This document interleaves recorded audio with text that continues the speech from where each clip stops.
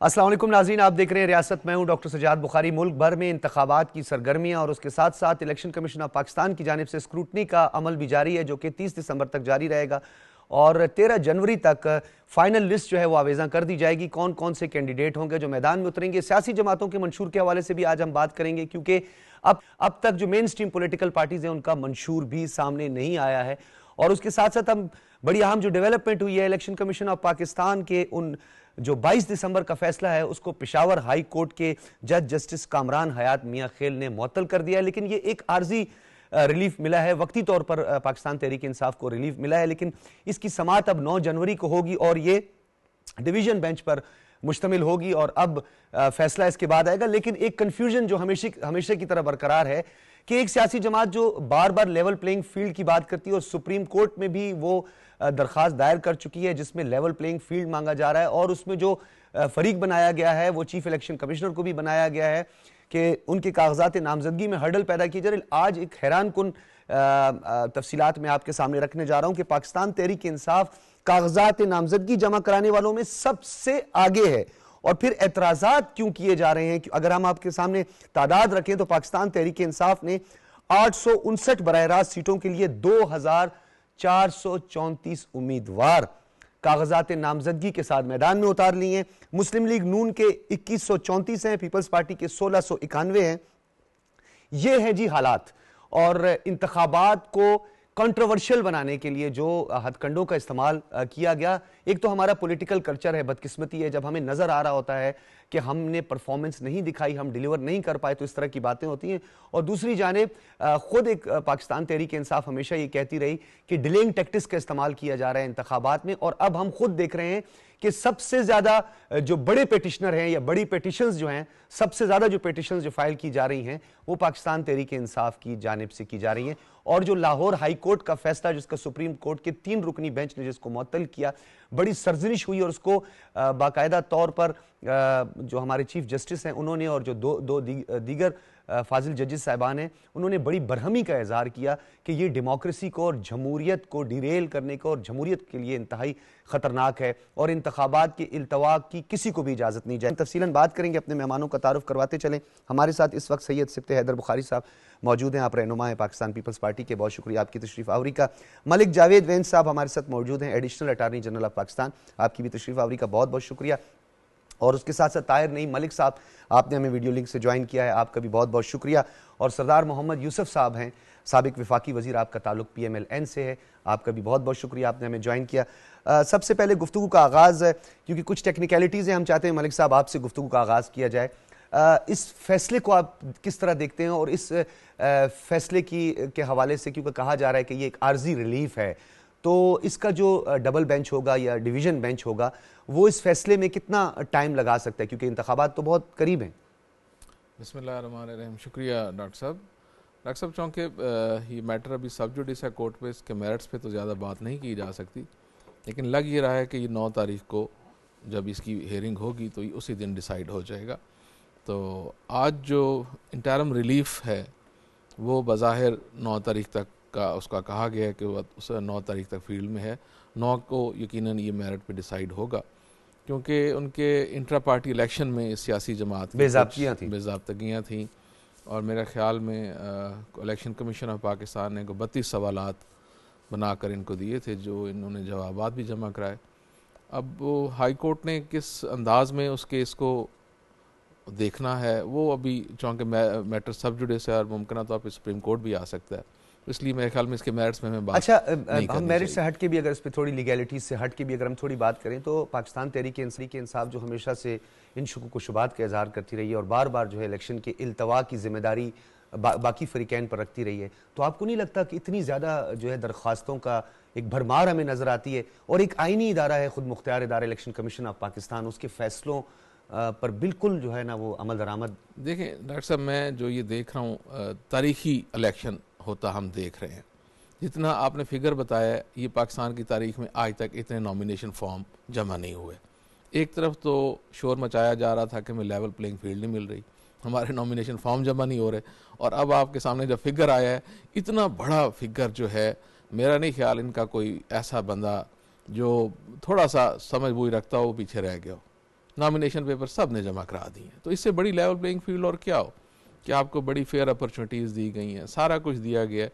अगर ये level playing field ना होती तो क्या ये मुमकिन था? कितने मतलब 2434 कागजात नामजदगी सबसे ज्यादा पाकिस्तान तहरीक इंसाफ। अब आप ये देखें, ये हर चीज़ को कंट्रोवर्शियल बनाने की तैयारियां की जा रही हैं। अब जब पोलिंग के लिए बैलेट पेपर छपना, एक अगर हल्के पे 100 उम्मीदवार हुए इनके या 50 उम्मीदवार भी हुए, तो 50 के 50 का बैलेट जब बनेगा तो पूरा एक बुकलेट मिलेगा वोटर को देखने के लिए, वोट पोल करने के लिए। वोट पोल जहां पहले एक बैलेट पेपर पे होता था 1 या 2 मिनट लगते थे, अगर एक बुकलेट छपा, आप इसकी जो कॉन्सिक्वेंसेज हैं देखें। और ये कैंपेन तो मुझे नज़र नहीं आ रही इनकी कहीं, अवाम के पास तो कहीं जा नहीं रहे। तो सारा कुछ जो है हर चीज़ कंट्रोवर्शियल बनाकर एक नया ट्रेंड, एक नया ये पॉलिटिकल स्टैंड आ रहा है कि हर चीज़ को कंट्रोवर्शियल बनाएं, सोशल मीडिया पे उसकी जो है वो एक धूम मचाएं, और यही इलेक्शन है, यही कैंपेन है। मुझे तो इस वक्त हाँ, ये बात आपने जो की है। अच्छा, सिप्ते हैदर बुखारी साहब, सियासी जमातों से कुछ गिले शिकवे भी definitely it's a part of politics. जो अवाम है, ये भी उसका भी सवाल है कि अब तक जो सियासी जमातें हैं वो बाकायदा तौर पर अपना मंशूर सामने नहीं लाई, सिवाय बिलावल भुट्टो जरदारी साहब का ये कहना कि हमें अगर मौका मिला तो हम एक मोहतात अंदाज में 17 के करीब जो वजारतें हैं उनको हम ख़त्म कर देंगे। तो सियासी जमातों का मैनिफेस्टो कितना इंपॉर्टेंट है, क्योंकि आपने जब मैदान में उतरना है तो इसकी चीज़ की क्लैरिटी तो बहुत ज़रूरी है। इसमें कोई शक नहीं है जी कि मतलब हमारी तो तैयारी है, हमारा तो मैनिफेस्टो तैयार भी है, और हमारा जो बुनियादी जब पार्टी की जो बुनियाद रखी गई, जो मैनिफेस्टो है, हम तो उसी पे यकीन रखते हैं ना। हम तो ताकत का सरचश्मा अवाम है, समझे। हम तो इस बात पे रोटी कपड़ा और मकान पे। आज जो बिलावल साहब ने भी अगर बात की 17 मिनिस्ट्रीज की, वो भी देखें जब 18th अमेंडमेंट के बाद, मतलब जिनकी जरूरत नहीं है, बहुत सारी मिनिस्ट्रीज ऐसी हैं, कम हुई बहुत ज़्यादा। मतलब अब देखें, मतलब मैं अगर कहूँ कि हेल्थ है तो हेल्थ सूबों में भी है, एजुकेशन भी है, तो उसकी यहाँ तो ज़रूरत मेरा नहीं ख्याल कि यहाँ पे एक इस्लामाबाद के लिए एक कैपिटल सिटी है और एक डिस्ट्रिक्ट है, ठीक है, उसके लिए भी अगर ये मिनिस्ट्रीज अगर बनाएं तो वहाँ अच्छा, चले। ये इंतखाबी जो मंशूर है सियासी जमात पाकिस्तान पीपल्स पार्टी के पीएमएलएन के हवाले से भी हम यही बात करेंगे। सरदार मोहम्मद यूसुफ साहब, साबिक वफाकी वजीर, पीएमएलएन से आपका ताल्लुक है। सरदार साहब बहुत शुक्रिया। जी, अस्सलाम वालेकुम जी, वालेकुम। सरदार साहब ये बताइएगा, सियासी जमातों के हवाले से एक तो लेवल प्लेइंग फील्ड जो है उसका भांडा हमने फोड़ दिया आज कि सबसे ज्यादा पाकिस्तान तहरीक इंसाफ 2434 कागजात नामजदगी के साथ सरे फहरिस्त है, और वो लेवल प्लेइंग उसकी फील्ड उसके बावजूद भी मांग रही है। लेकिन दूसरी जानिब सियासी जमातों का मंशूर आने वाले दिनों में अवाम के बुनियादी जो मसाइल हैं उसका हल, और पाकिस्तान में जो एक इकोनॉमिक क्रंच है, माशी मुश्किलात हैं, उसको दूर करने के लिए कोई प्लान सामने नहीं आया। डॉक्टर साहब, आपको पता ही है कि सियासी जमातें जो भी इलेक्शन लड़ती है उनका मंशूर होता है, और मंशूर पर वो इलेक्शन भी लड़ती हैं, आवाम को बताती हैं। पिछली अगर सियासी जमात कोई हुकूमत भी रही है वो अपनी कारकर्दगी बताती है। नया जो मनसूबा उनका होता है, प्लानिंग होती है, वो आवाम को आगाह करते हैं, तो फिर ही मतलब होते हैं इलेक्शन होता है। तो ये अजीब सी बात है कि अगर सियासी जमात इलेक्शन लड़े और मंशूर ना दें। जहां तक मुझे तो मालूम है, पाकिस्तान मुस्लिम लीग नून के मंशूर के लिए कमेटी बनाई हुई थी, और उसके चेयरमैन जो इरफान सदीकी साहब थे, और बाकायदा कमेटी ने काम भी किया है। तो ये तो हम इंशाअल्लाह उसके लिए बिल्कुल मंशूर के मुताबिक काम कर रहे हैं। और इसके साथ ही जिस तरीके से लेवल प्लेइंग फील्ड के बारे में बात की जा रही है, अजीब सी बात है। इतनी बड़ी तादाद, हजारों की तादाद में पीटीआई के जो लोग हैं उन्होंने नॉमिनेशन फॉर्म दाखिल किए, तो ये लेवल प्लेइंग फील्ड और क्या होती है? उन्हें तो ये मौका मिला है। वो शायद वो उस बात पर जाना चाहते 2018 की, जिस तरीके से उनको जो लेवल प्लेइंग फील्ड मिली हुई थी, तो उस हवाले से शायद वो तवक्कुफ करते होंगे। लेकिन उनकी जो कारकर्दगी है और 9 मई के वाकयात है, अवाम उसको नहीं भूली। अच्छी तरीके से पूरे मुल्क के अवाम को याद है कि शहादा को भी माफ नहीं किया, जी जी, और इस मुल्क के दफा पर उन्होंने हमला किया, और बहुत सारी जो उनके बातें हैं अभी तक, यानी वो अपना रोना रोते, हालांकि झूठ का एक उन्होंने शुरू से इब्तिदा भी की थी, अब भी झूठी बातों को और ज्यादा फैलाकर उसको सच साबित करने की कोशिश करते हैं। जी जी, लेकिन ठीक है पाकिस्तान के सरदार अवाम साहब, मैं दोबारा को आपकी तरफ आता हूँ। आपने जो बात की कि एक तो मालूमात का गलत जो है वो इस्तेमाल, यानी लोगों को मिसगाइड करने के हवाले से, और डिसइंफो जो है वो इंतहाई खतरनाक सूरत हाल इख्तियार कर सकती, नहीं होना चाहिए। 9 मई के वाकयात के हवाले से ताहिर नईम मलिक साहब एक किरदार हैं पाकिस्तान तहरीक इंसाफ के, अलीम आदिल शेख, उनकी कागजात नामजदगी मुस्तरद कर दिए गए हैं 9 मई के वाकयात। और डेफिनेटली सुप्रीम कोर्ट की हिदायत के मुताबिक इलेक्शन कमीशन ने भी यही बात की है कि जो इश्तिहारी हैं उनका कागजात नामजदगी जो है उससे पहले, क्योंकि वो मतलूब होते हैं, इश्तिहारी होते हैं, तो उनकी गिरफ्तारी जो है वो बहुत ज्यादा जरूरी होती है। तो क्या लगता है आपको कि इस वक्त लेवल प्लेइंग फील्ड के एक जानिब वावेला मचाना और दूसरी जानिब इतनी बड़ी तादाद में नॉमिनेशंस पेपर्स का जमा होना? जी, जहां तक 9 मई के वाकयात में बराह रास्त मुलव्वस होने की चंद सियासी कायदीन की और कारकुनों की बात है, और उनमें से जो अंडर अरेस्ट हैं वो तो ठीक है, लेकिन जो इश्तारी हैं, पहले मफरूर होते हैं और फिर इश्तारी होते हैं, उनके कागजात नामजदगी जो हैं वो तो इस तरह जमा होने में तकनीकी मसाइल हैं, क्योंकि कानून ये लॉ ये कहता है कि आप किसी मुकदमे में मतलूब ना हो, सजा याफ्ता ना हो और वहां से इश्तारी या मफरूर ना हो। तो उनको ये है कि मंजर आम पे आना चाहिए था, अगर वो बेगुनाह है तो उनका फैसला होना चाहिए था। जहां तक आपका दूसरा सवाल है, इंतखाबात में काफी बड़ी लोगों ने तो इसमें सोशल मीडिया में इन चीजों पे हाइप दी जाती है, लेकिन इसलिए के सिलसिले में मैं 2-3 पहलू ये क्या बताना चाहूंगा कि वो सियासी जमात जो है तहरीक इंसाफ की, अगर हम बात करें तो अपने इंतखाबी निशान से इलेक्शन कमीशन के फैसले के बाद महरूम हो चुकी थी, और उनकी लीडरशिप भी यहाँ मंजर आम पे नहीं। तो ये जो ज्यादा तादाद है, इसका अगर आप ब्रेक डाउन करेंगे तो एक हल्के में उनके कई कैंडिडेट्स ने जमा कराया, कवरिंग कैंडिडेट्स भी थे, और सूबाई और कौमी असम्बली में एक हल्के में 5-5 उम्मीदवारों ने जमा, जो दूसरी सियासी जमातों के लिए ये सूरत हाल। और सबसे पहले नॉमिनेशन पेपर जमा कराए, ये भी बड़ा अहम है, सबसे पहले कराए। लेकिन इसमें ये होगा कि जब हतमी लिस्ट जो शाया होगी और जब वापस लेने का टाइम जो है वो जब वो गुजर चुका होगा, तो फिर हमें इसमें एक वो नंबर नजर आएगा जो बाकी इंतखाबात में हिस्सा लेना चाहते हैं, और फिर हम उम्मीद रखते हैं कि बैलेट पेपर भी मुख्तसर होगा। तो अभी तक जो है इसी तरह जो आजाद कैंडिडेट होते हैं वो भी बहुत सारे हमारा कल्चर। अच्छा, मैं ताहिर नईम मलिक साहब, ये पिछले 10 सालों से हम ये देख रहे हैं कि ये ट्रेंड बना है, और इंडिपेंडेंट कैंडिडेट्स की एक बहुत बड़ी तादाद जो है उसमें 2 वजूहात है। एक वजह तो अनफॉर्चुनेट ये कहा जाता है कि पैसे वाले लोग, ताकतवर लोग या पर्सनैलिटीज, शख्सियात जिसको हम कहते हैं, वो होते हैं कैंडिडेट। एक वो भी इसमें होते हैं जिनको मुतल्लिका पार्टीज जो होती हैं या पॉलिटिकल पार्टीज टिकट नहीं देती हैं, वो आजाद हैसियत से खड़े हो जाते हैं। इसके दोनों पहलुओं पर जरा रोशनी डालिएगा, इसका मुस्बत पहलू क्या है और डेमोक्रेसी के लिए इसका मनफी पहलू क्या हो सकता है? यहाँ सिफ्ती शाह साहब, सिफ्तुल हसन बुखारी साहब हैं, हम तो इनसे सीखते हैं। इसके 2-3, एक तो पार्टियों पे दबाव डालते हैं कि मैं आजाद हैसियत में खड़ा हो गया हूँ, अब मुझे कोई कमिटमेंट दे कि मैं विड्रॉ करूँ, आप गवर्नमेंट में आएंगे तो मुझे कहाँ पे एडजस्ट करेंगे, सेनेट में ले जाएंगे, किसी इदारे में भेजेंगे।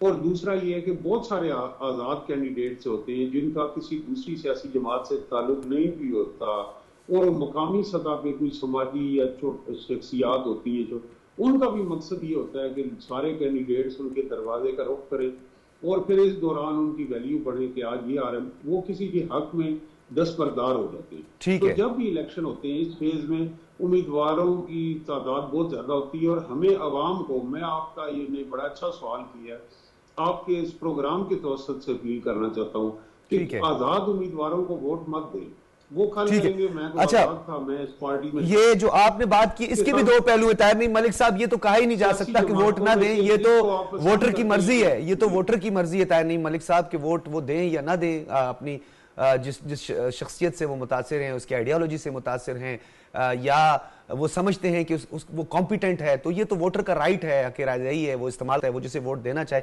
इस पर हम मजीद भी बात करेंगे कि ये जो खास तौर पर इंतखाबात के इल्तवा के लिए जो टैक्टिक्स इस्तेमाल किए जा रहे हैं, क्या ये जमहूरियत को फ़ायदा पहुंचाने के मतरादिफ है या जमहूरियत के लिए नुकसानदेह? इस पर बात करेंगे एक ब्रेक के बाद।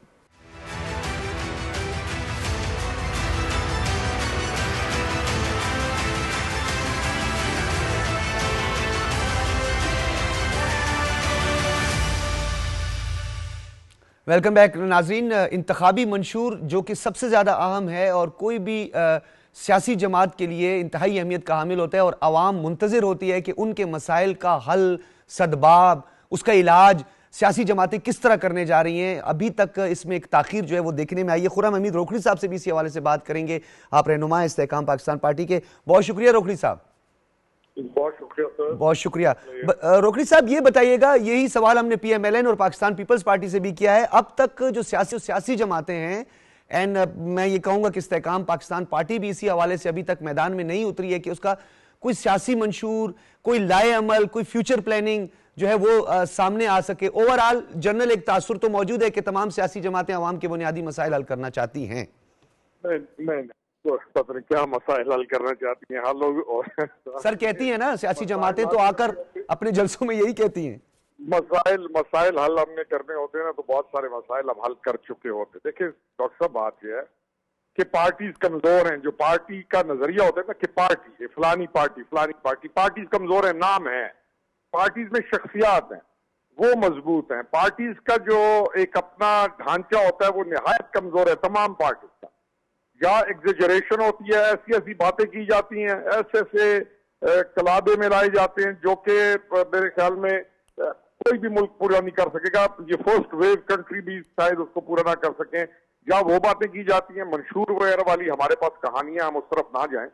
हमारे पास है इंडिविजुअलिज्म के ऊपर पॉलिटिक्स, और कौन इंडिविजुअली कितना बेहतर परफॉर्म करता है, या कौन इंडिविजुअली पार्टी को कितना उसका असर रसूख है। फिलहाल आज के दिन तक हमारी पॉलिटिक्स पैसे के इर्द गिर्द घूमती है। हर पार्टी में अच्छे लोग मौजूद हैं, काम करने वाले, हर पार्टी में, और वो तब्दीली ला सकते हैं, लेकिन उन अच्छे लोगों के लिए रास्ता आगे नहीं दिया जाता। पार्टी में वही 20-25 पुराने लोग होते हैं। रोखड़ी साहब, परफॉर्मेंस बेस्ड पॉलिटिक्स नापैद नहीं होती जा रही हमारे मुल्क के अंदर? कोई परफॉर्मेंस बेस्ड पॉलिटिक्स की अहमियत नहीं है। परफॉर्मेंस की जरूरत ही नहीं है हमारे मुल्क में। क्यों सर? हमारे मुल्क में मैं तो आपको अपनी फीलिंग बता रहा हूँ। मैं जो अपनी फीलिंग है, या जो मैं बाकी मुल्क देखता हूँ या जाता हूँ, या अहबाब के साथ बैठता हूँ, जो लोगों के साथ बैठता हूँ, लोगों को इल्म नहीं है कि हमको चाहिए क्या। लोगों को अपने यानी जिस चीज की अवेयरनेस हमने देनी थी पार्टीज ने, हमने दी नहीं। हमारी तो नस्लें जो है दाव पे लगा दी हैं इस मुल्क।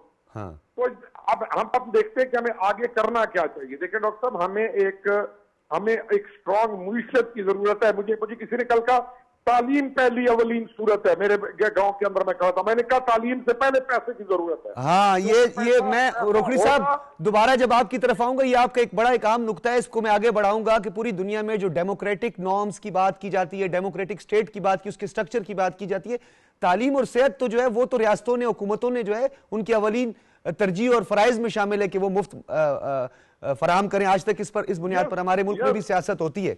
जी, मैं आपकी तरफ आऊंगा वहन साहब। मैं आता हूं दोबारा सर आपकी तरफ। वहन साहब, ये बताइएगा कि हम जब एलिजिबिलिटी ऑफ कैंडिडेट की बात करते हैं, आर्टिकल 62(1)(f) में तो आपकी डिस्क्वालिफिकेशन और दीगर चीजें, लेकिन जो आर्टिकल 63 है, जिसके बारे में मैंने बारहा इस चीज को जेर बहस लाया हूं, इंतहाई हसास नोयत की क्लासेस हैं जो 15 में अगर आप पहली 4-5 देखें 63 की, तो उसमें एलिजिबिलिटी ऑफ कैंडिडेट के हवाले से अगर हम बात करें, तो आपको नहीं लगता इस मरहले से गुजरना जो है कैंडिडेट के लिए और तमाम सियासी जमातों को इस पर गौर व फिक्र की भी ज़रूरत है? जी बिल्कुल, ये आइन का जो है बुनियादी नुक्ता है कि हर कैंडिडेट को जो है वो 62 और 63 की क्वालिफिकेशन पर पूरा उतरना चाहिए, और बिल्कुल जमातों को चाहिए कि वो उन्हीं कैंडिडेट्स को मौका दें जो उस पर पूरा उतरते हैं। लेकिन जैसा कि अभी रोखड़ी साहब कह रहे थे कि हमने अपने सियासी अमल को जो है ना मजबूत नहीं किया। हमने अपनी जमातों के अंदर भी जो है कोई इस तरह का कोई सियासी तरबियत का जो है वो इस तरह से अरेंजमेंट्स नहीं किए हुए। यस, इस वक्त जो बात है वो सारी इलेक्टेबल्स की हो रही है कि जिसके पास जितने ज़्यादा इलेक्टेबल्स होंगे और वही पार्टी जो है ज़ाहिर रूलिंग में आ सकेगी। 62-63 पे अगर हम जाएंगे तो मेरा नहीं ख्याल जो क्राइटेरिया है सादिक और अमीन का, वो बहुत मुश्किल हो जाएगा। इसलिए मैं इसीलिए कह रहा था कि 63 के जो क्लासेज हैं, पहली 4-5, उसमें तो इखलाकी पस्ती तक, इस्लामी तालीमात तक बहुत स्ट्रिक्ट चीज़ें उसमें जो है आइन में रहे। लेकिन बहरहाल 1973 में जब ये आइन बनाया गया था तो बहुत अच्छी चीज़ें इसमें रखी गई हैं, और हमें उस पर जो है हमें भी अमल पैरा होना है। तमाम सियासी पार्टियों को भी चाहिए कि वो स्ट्रिक्ट क्राइटेरिया जब टिकटें दें तो उसके मुताबिक जो है वो उसको ज़रूर स्क्रूटनी करें, और ताकि वो जाकर उसका पर्पस पूरा हो ना। पर्पस तो ये कि सोसाइटी को सर्व किया जाए। अगर सोसाइटी को सर्व नहीं करेंगे ये कैंडिडेट, हमारा माशरा बिल्डअप नहीं होगा, तो फिर कहाँ जाएंगे हम इस वक्त एजुकेशन के हमारे मसाइल हैं, मईशत के मसाइल हैं, सबसे ज़्यादा सेहत के मसाइल हैं। इस वक्त बुनियादी सहूलतों में ये 3-4 चीज़ें हैं, सेहत, तालीम और मईशत। इस वक्त तीनों ही हमारे कैंडिडेट की एलिजिबिलिटी के हवाले से जो उसका बेसिक क्राइटेरिया है, क्या किसके गिर्द घूमता है, क्या सबसे ज्यादा? दयानतदार हो, पढ़ा लिखा हो, शरीफ शहरी हो, कानून का अदब करता हो, डिफॉल्टर ना हो, इस्लामी तालीमात के साथ इस्लामी तालीमात का पता होना चाहिए उसको, उस पर अमल करता हो, एक बेहतरीन नमूना हो ना। लीडर हमेशा बेहतरीन नमूना होता है। ठीक है, बेसिकली ये मतलब लीडरशिप जो है वो एक आइडियल होना चाहिए, तभी जो है। और वो फिर खैर उसमें बहुत सारी बातें आ जाती हैं कि हम लोकल बॉडीज को स्ट्रेंथन नहीं कर सके, हम उनको फंड्स नहीं दे सके, मुश्किलात पैदा होती है। सिफ्ती हैदर बुखारी साहब, आज भी हमारे मुल्क के अंदर अनफॉर्चुनेट रोटी कपड़े मकान से आगे दुनिया बहुत आगे, जिद्दत आ गई, दुनिया बहुत आगे बढ़ चुकी है। गो कि हम लेस डेवलप कंट्रीज हैं, हम अभी तक तरक्की पजीर ममालिक में हमारा शुमार होता है। आज भी क्या इसी तरह सिलसिला चलता रहेगा कि हम तालीम पर, जलसों में और एजुकेशन पर क्या हम मुफ्त फराम करेंगे? ये तो फराइज में शामिल है। देखें, बात आपने जो की है ना, रोटी कपड़ा और मकान, तो वैसे कि वो वजह बेरोजगारी और तालीम का ना होना है ना। और मैं ये आपको बड़े वसूख से कह सकता हूँ कि जो अब 2008 से 2013 तक पाकिस्तान पीपल्स पार्टी बरसे इक़्तिदार थी, ख़ास करके मैं इस्लामाबाद में के हवाले से आपको बता दूँ कि यहाँ पे स्कूल फीस नहीं थी, बसेस की फ़ीस नहीं थी, स्कूल बसेस की कोई फ़ीस नहीं थी, फ्री एजुकेशन थी। ठीक है, ये तो अब भी आके दोबारा दूसरी गवर्नमेंट ने दोबारा फीसें वगैरह का इजरा किया। हमने तो मतलब जिस मर्जी आप कॉलेज में, चाहे ICB वगैरह या ICD वगैरह, किसी मॉडल स्कूल में या FT के सेक्टर में, किसी जगह भी, किसी जगह स्कूल फीस, एडमिशन फीस और बस फीस वगैरह नहीं थी। 1 पेज पे हमने कर दी बसें। ठीक है, सिमिलर कलर की, कि ये किसी में ना रहे कि यार ये इस इंटरनेशनल स्कूल की है या, लेकिन सर ये यकसा निज़ाम तालीम के हवाले से तो दावे बहुत होते हैं, लेकिन मैं इसी वजह से तो कह रहा हूँ यकसा निज़ाम तालीम के लिए ना, ये अब ये मुल्क के बेआइन था। अगर 73 का आइन दिया गया तो वो पीपल्स पार्टी ने दिया ना। आज अगर उस पर जिस पार्टी ने दिया तो वो क्या उस पर अमल दरामद नहीं करेगी? उसकी बुनियाद ही यही है, पीपल्स पार्टी की बुनियाद तो यही है ना। ठीक है, ठीक है, जब जमात बनी उसके बाद जमात का जो मंशूर, जब उसकी बुनियाद रखी गई, जिन चीज़ों पे रखी गई, उन्हीं पे हमने आज भी चलना ना। और हम तो इस चीज़ में खुशी महसूस करते हैं कि हम उन चीज़ों पे अमल दरामद करने वाले हैं। जब एक चीज़ आइन ही आप दे रहे हैं तो हम आइन पे पाबंद हैं। लेकिन काफ़ी हद तक आप नहीं समझते कि सियासी जमातों ने हमारे जो नौजवान हैं, जिन्होंने फ्यूचर प्रोड्यूस करना था, जिनसे हमने काम लेना था, जिनको हमने एक घर का नहीं बल्कि खानदानों का कफील बनाना था, हमने उनका जो रुझान जॉब्स की तरफ ज्यादा किया। Pakistan Peoples Party Pakistan Peoples Party का फोकस इस पे ज्यादा रहा है हमेशा। मेरा ख्याल है कि अगर आप हिस्ट्री में देख लें तो पीपल्स पार्टी जब भी बरसर इक़्तिदार आई तो उसमें माली मुश्किलात नहीं हुई मुल्क में। घर में मुबालक के ज़खायर बड़े ही हैं हमेशा से। और ये चीज़ें होती हैं ना कि आपने रोटी कपड़ा और मकान का ये मकसद तो नहीं किसी को मुँह में नवाला भी देना है, किसी को जाके कपड़े भी पहनाने हैं, जो किसी को घर जाके देना है। जब उसके पास रोज़गार होगा, ठीक है, उसके पास रोटी भी होगी, कपड़ा भी होगा, फिर मकान भी होगा। जारी बात है ना, उसके पास जब इनकम, सोर्स ऑफ इनकम होगा, वो इनकम करेगा तो तभी खा सकेगा ना। यही असल बुनियादी मसला है ना। जब ये हाल होगा तो फिर ही मुल्क तरक्की करेगा। अच्छा, ये जो वादों के हवाले से सरदार साहब, वादों को वफा करना मैं अक्सर भूल जाता हूं। मैं सबके लिए नहीं कह रहा हूं, सियासतदान अक्सर जो है वो इंतखाबात से कबल बहुत सारे वादे करते हैं। अब जो हमारे बड़े बड़े इश्यूज हैं जिन पर हमेशा पॉलिटिक्स होती रही है, हजारा सूबा के हवाले से बात होती रही, जनूबी पंजाब के हवाले से एक जमात कहती है हमने उसकी सेक्रेटेरिएट बना दी है, तो अवाम जो है वो हमेशा तकती ही रहती है। सियासी जमातें वादा तो कर लेती हैं लेकिन फिर बाद में ये भी साथ में कहती हैं कि हमारे पास जादू की छड़ी नहीं है। जी डॉक्टर साहब, आप सही फरमा रहे हैं। असल में सियासी जमातें या कोई शख्स भी अगर कोई भी वादा करता है तो बसीयत मुसलमान, बसीयत इंसान, उसको वादा निभाना चाहिए। इसमें कोई शक नहीं कि सियासी जमातों का जो मंशूर होता है उसमें बड़े वादे वहीद होते हैं और दावे भी होते हैं, लेकिन जिस वक्त तो इक़्तिदार में आती हैं तो वो उस पर अमल करने के बजाय मजीद आगे वादे करते ही रहते हैं। ये नहीं हुआ कि हमने ये वादा किया था, ये कर दिखाया। लेकिन अल्हम्दुलिल्लाह पाकिस्तान मुस्लिम लीग नून ने 2013 से लेकर 18 तक जो वादे किए थे उस पर अमल भी किया है। नवाज शरीफ साहब जो लीडर, जिसने, मुझे याद है, मैं अपनी बात करता हूँ कि आपने अभी हजारे की बात कर ली है, 25 मार्च 2013 को मानसरा में जलसा किया तो हमने वहाँ ये मुतालबा किया कि हमारे यहाँ जो एक्सप्रेस वे इसको बनाया जाए, उस वक्त नहीं बनाई। तो नवाज शरीफ साहब ने वहाँ जलसा हमें कहा इंशाल्लाह एक्सप्रेस वे नहीं बल्कि मोटरवे बनेगी। और अल्हम्दुलिल्लाह अभी आप देख सकते हैं जो वादा किया था लीडर ने, तो इस्लामाबाद से लेकर यहाँ मानसरा तक मोटरवे बनी है और बल्कि आगे ठाकुर तक वो बना दी है। सर शारे रेशम की तो वही खस्ता हाली है सरदार साहब, जो लिंक रोड है उनकी तो वही खस्ता हाली है। अभी ठीक हो गई शारे रेशम, लेकिन उसके बरक्स मोटरवे बनी है। और अभी जो हमारी हुकूमत आई है 70 करोड़ रुपए अभी इस पर शारा रेशम पर भी खर्च किया। वैसे मैं मिसाल दे रहा हूँ, जनरली बात करते हैं, पूरे मुल्क की बात करते हैं कि एक जो लीडर होता है या प्राइम मिनिस्टर बनता है, जिम्मेदार होता है, वो पूरे मुल्क का होता है। ठीक है। तो फिर किसी एक पार्टी का भी नहीं कि सिर्फ एक पार्टी का, वो पूरे अवाम का उसको होना चाहिए। पूरी सोच उसकी और जो प्लानिंग हो पूरे मुल्क के लिए, अवाम के लिए होनी चाहिए। ठीक है। मैं भी इस बात से इत्फाक करता हूँ कि यहाँ जो नाक़िस निज़ाम तालीम है, निसाब तालीम दोनों, जिसकी वजह से ये हमारी जो कौम है, पाकिस्तानी कौम नहीं बन सकी। हाँ, ये अभी तो आपने जिस तरह लीडर का काम बिल्कुल कौमें बनाना होता है, सड़कें नहीं बनाना होता, फ्यूचर प्रोड्यूस करना होता है, नौजवानों को उनकी जो पोटेंशियल है उसको यूटिलाइज। सरदार साहब मुझे ये बताइएगा, इस वक्त जो कायद PMLN हैं, साबिक वजीर आजम मियां नवाज शरीफ साहब जो हैं, वो उनका मानसरा की तरफ जो है वो रुझान कैसे बढ़ा, उनका वोट जो है आप कैसे समझते हैं कि उनका वोट वहां पे बहुत ज्यादा है, उसकी बुनियाद क्या है?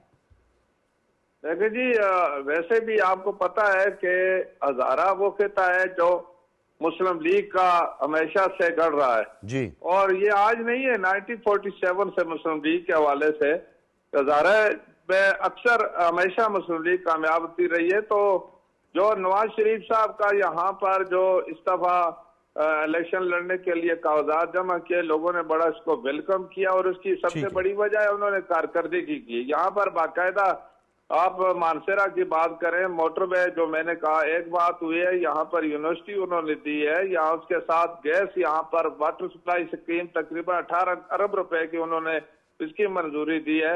और इसके साथ सियाहत को फरोग देने के लिए यहाँ पर एक प्लान जो दिया है उस पर अमल दरामद हो रहा है। इसके अलावा बहुत सारी जो डेवलपमेंट हजारे में की है, चाहे वो हरिपुर में है, चाहे हैदराबाद में, हजारा में है। ठीक है सरदार साहब, देखिए ये तो कबल अज़ वक्त कहना है, ये तो जब बैलेट बॉक्स तक पहुंचेगा वोटर, वो किसे वोट देगा, क्या उसका नतीजा आएगा, कारकर्दगी की जो आपने बात की है, तो रोखड़ी साहब उस टाइम बड़ी एक इंपॉर्टेंट बात करते हैं, मैं दोबारा उनकी तरफ जाऊंगा। खुर्रम हमीद रोखड़ी साहब, इस्तेहकाम पाकिस्तान पार्टी जो है कारकर्दगी के हवाले से अपने मैनिफेस्टो में क्या चीज ऐसी शामिल करेगी, क्योंकि ये बात देखने में आ रही है कि कारकर्दगी की बुनियाद पर वोट का हुसूल जो है, अवाम कहां खड़ी है, अवाम भी क्या शख्सियात को ज्यादा देखती है या अवाम का रुझान इनकी तरफ ज्यादा है? रोखड़ी साहब हमारे साथ नहीं, बल्कि मैं सिप्ते हैदर बुखारी साहब आपसे ये बात चाहूंगा, फिर मैं अपने अटॉर्नी जनरल साहब की तरफ भी बढ़ूंगा। अवाम का रुझान, वोटर का रुझान, तमाम प्रोविंस के अपने अपने डायनामिक्स हैं, कहीं पर स्टेटस को है, कहीं पर सरदारी निज़ाम है, कहीं पर ट्राइबल सोसाइटी है। ओवरऑल अगर वोटर की हम बात करें, मैं ये समझता हूँ जी कि वोटर बड़ा समझदार है और वो ये समझता है कि कौन सा उम्मीदवार या कौन सी जमात जो है ना उनके मसाइल हल कर सकती है। बात जमात की ज़रूरी होती है। अब ये वो वक्त नहीं रहा कि आपका शख्सियत पे वोट सर डिपेंड कर रहे हैं, सबके सब डिपेंड कर रहे हैं। पाकिस्तान पीपल्स पार्टी बरादरीज़म आज भी है। अब बरादरीज़म है या कोई चीज़ है, मतलब मैं क्योंकि अब इस्लामाबाद की अगर बात करें तो यहाँ बरादरीज़म नहीं चलेगा, और यहाँ पे तो जमात का चलेगा। जमात का मंशूर क्या है?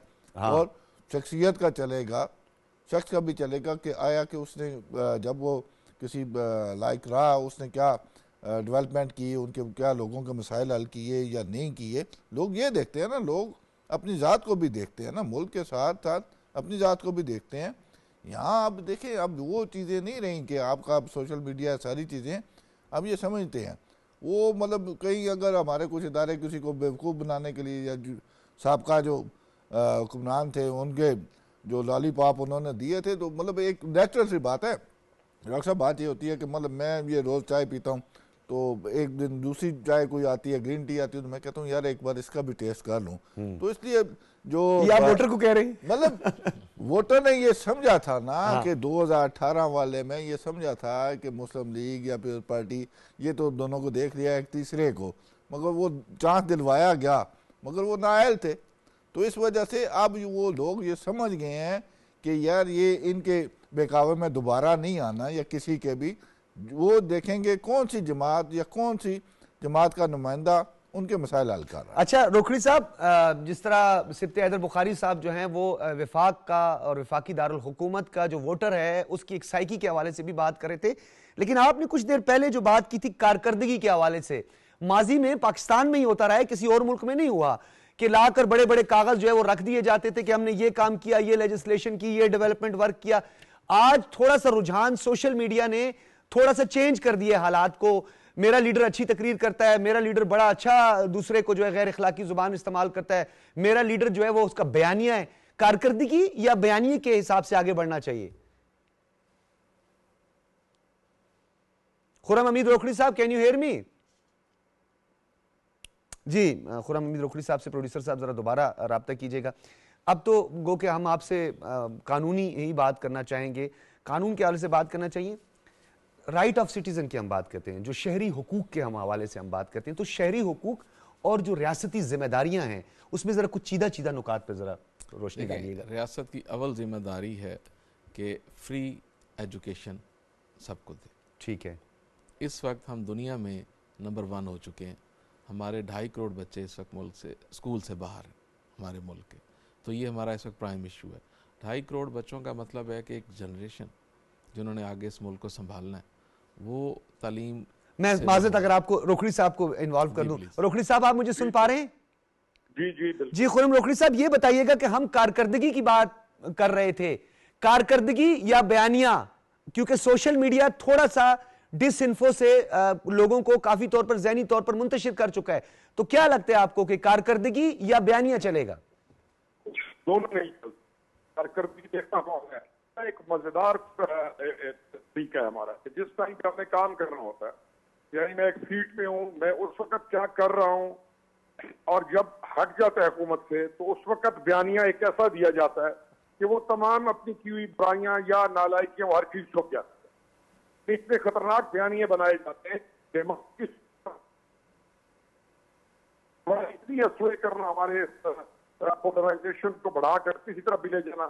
कुछ कार्ड जबरदस्त दिखते हैं, मजहब का कार्ड दिखता है, लिसानियत का कार्ड दिखता है, एंटी अमेरिका का नारा लगा दो, एंटी एस्टैब्लिशमेंट का कार्ड तो बड़ा जबरदस्त तरीके से बेचा जाता है। तो ये तमाम कार्ड दिखते हैं हुकूमत से बाहर आने के बाद, और ये इस तरीके से बेचे जाते हैं। जमातों को क्या लाएअमल होना चाहिए कि ये चीज खत्म कर दी जाए और कारकर्दगी की बुनियाद पर जो है वोट के लिए भागे? पहले मुझे अभी क्योंकि मैं टेलीफोन पे हूँ, हमारे एक मौजूद जो साथी हैं यहाँ पे, वो बात कर रहे थे और सबसे उन्होंने अहम बात की थी कि आप पार्टीज में बेहतरीन लोगों को टिकट दें and best of the best लोगों को आगे लेकर आए। मलिक जावेद वैन साहब ने ये बात की थी। जी जी जी, जावेद वैन साहब, और उनको लेके आए। वो जो बात उन्होंने की थी वो हल है इस मुल्क का, बस।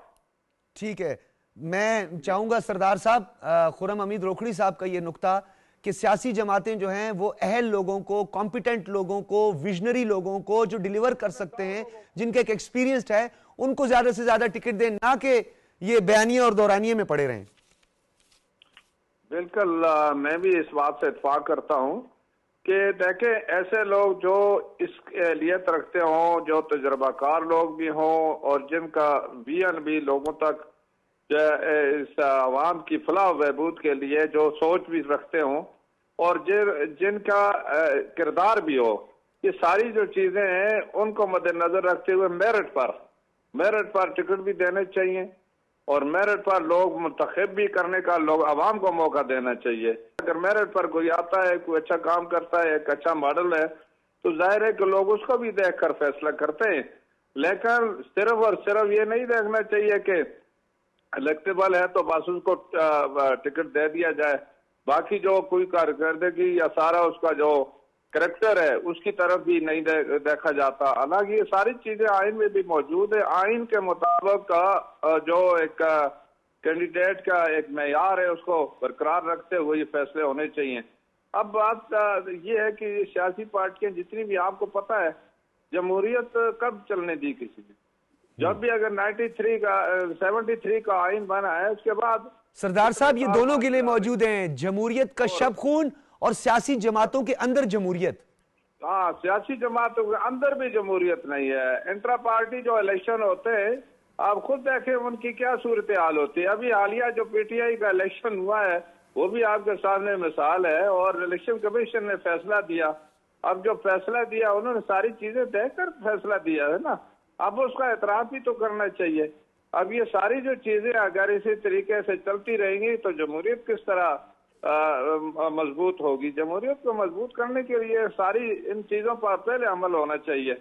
अब जो इलेक्शन के मौके पर लोग आते हैं वैसे ही मतलब बयानियां बनाते हैं वोट हासिल करने के लिए, हालांकि पार्टी का बयानिया होना चाहिए ठीक ठाक जो पार्टी मंशूर के मुताबिक। और जो पिछला पार्टी अगर कोई भी हुकूमत में रही है, अब तो तकरीबन तीनों ये बड़ी पार्टी जो है कहते दावा करते रहे कि मुस्लिम लीग नून है या पीपल्स पार्टी है या पीटीआई, ये हुकूमत में रही है। और इनको अवाम को तो बिल्कुल इनकी पिछली कारकर्दगी देखकर वोट देने चाहिए।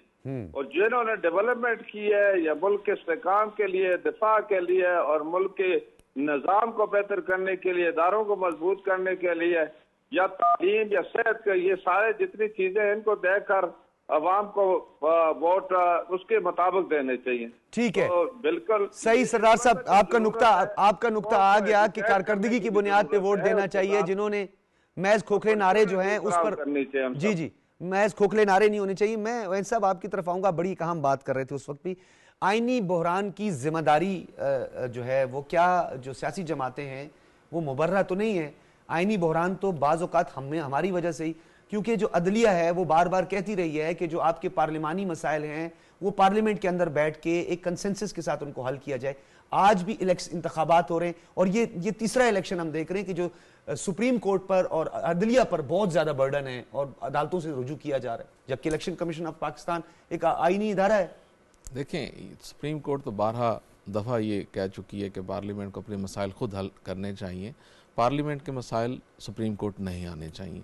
लेकिन उसकी वजह यह है कि ये चूँकि आपस में सियासी जमातें बैठती नहीं हैं, हर वो पार्टी जिसे इलेक्शन लूज़ होता नज़र आ रहा होता है वो इलेक्शन कमीशन पे इल्ज़ाम लगाने पे 1 मिनट नहीं लगाती, जबकि इलेक्शन कमीशन जो है ख़ुद मुख्तार अदारा है, उनका काम सिर्फ इलेक्शन कराना है। जी हाँ, अब देखें ये सारे इल्ज़ामात लेवल प्लेइंग फील्ड के इलेक्शन कमीशन पर लगे, इसके बावजूद उन्होंने बहुत अच्छा डिलीवर किया। इतनी बड़ी तादाद में नॉमिनेशन फॉर्म्स लेना और उनको जो है टाइम और जांच पड़ताल का जो सिस्टम है बहुत ज़बरदस्त है। अभी देखें कितना शॉर्ट टाइम है, और इसके बाद इसके जब बैलेट बनेगा और इसका अल्टीमेटली जो इफेक्ट आएगा वो पोलिंग पे आएगा।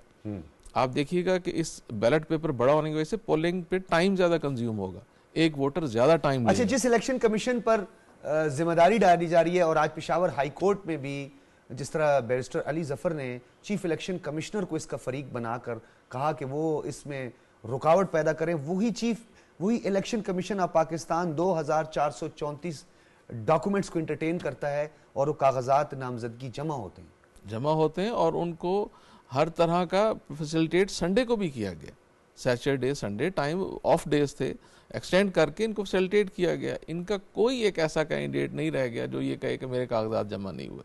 अब स्क्रूटनी की बारी आई है, हर चीज़ उनके लिए ओपन है, कहीं पे कोई रिस्ट्रिक्शंस नहीं, कोई सिर्फ ये एक पॉलिटिकल स्टंट्स बनाए जा रहे हैं। अच्छा, क्या पाकिस्तान तहरीक इंसाफ के पास पेशावर हाई कोर्ट के अलावा भी कोई रेमेडी है? जब ये 9 को जो है समात होगी उसके बाद उनके पास फौरी तौर पर रेमेडी सुप्रीम कोर्ट है? जी, हाई कोर्ट के बाद तो यकीनन सुप्रीम कोर्ट ही एक फोरम, डिवीजन बेंच के बाद जो है वो सुप्रीम कोर्ट ऑफ पाकिस्तान ही एक उनके पास फोरम होगा। लेकिन ये कहना कबल अज़ वक्त है, देखते हैं कि इसमें वक्त भी बहुत ज्यादा लग सकता है।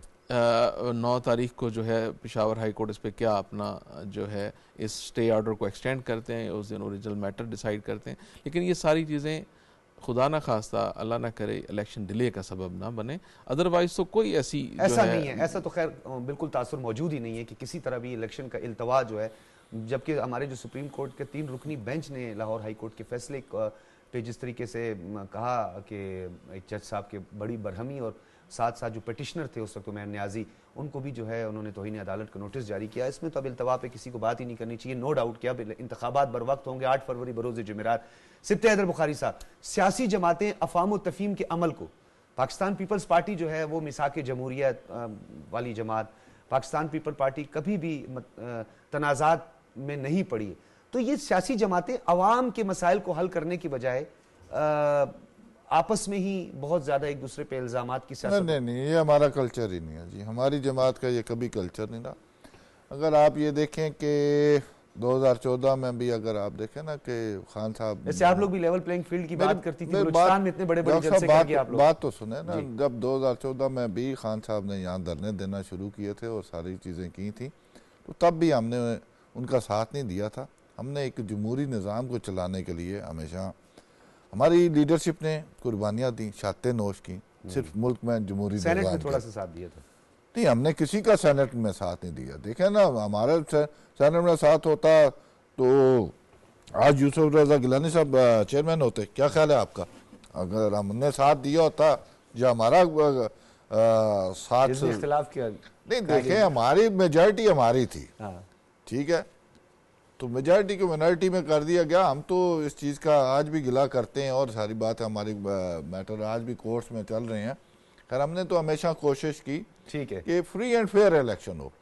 और फिर पार्टी की या हमारा एक ही बात है, हर आईनी इदारा अपनी आईनी हदूद में रह के काम करेगा तो कभी भी प्रॉब्लम नहीं होगी। आप एंकर हैं, मैं गेस्ट हूँ, अब मैं कहूँ जी मैं एंकर बन जाता हूँ, आप गेस्ट बन जाए, ये काम जो है फिर इस तरह प्रॉब्लम्स तो आएंगे। तफहीम का अमल आगे बढ़ना चाहिए। बहुत शुक्रिया सैयद सिब्ते हैदर बुखारी साहब, सरदार मोहम्मद यूसुफ साहब, खुरम हमीद रोकड़ी साहब और उनके साथ मलिक जावेद वैन साहब, आप तमाम हजरात की तशरीफ़ आवरी का बहुत शुक्रिया। कंक्लूड करते हैं जी, जमहूरियत की बात करते हैं, आवाम के बुनियादी मसाइल के हल करने की बात करते हैं। हर मसले का हल टेबल टॉक है, अफाम तफ़हीम में गेट टुगेदर जॉइंट एफर्ट्स दिखा के तमाम सियासी जमातों को अवाम के बुनियादी मसाइल की तरफ बढ़ना चाहिए, ना कि नैरेटिव बिल्ड करके झूठे बयानिए और डिस इन्फो के जरिए वोट के उसूल को यकीनी बना के नेशन बिल्डिंग से हट के नेशन को और उमूमी तौर पर जो है वो हमारे नेशनल इंटरेस्ट को मुतासिर करने से गुरेज किया जाए। इजाज़त दीजिए, अल्लाह हाफिज़।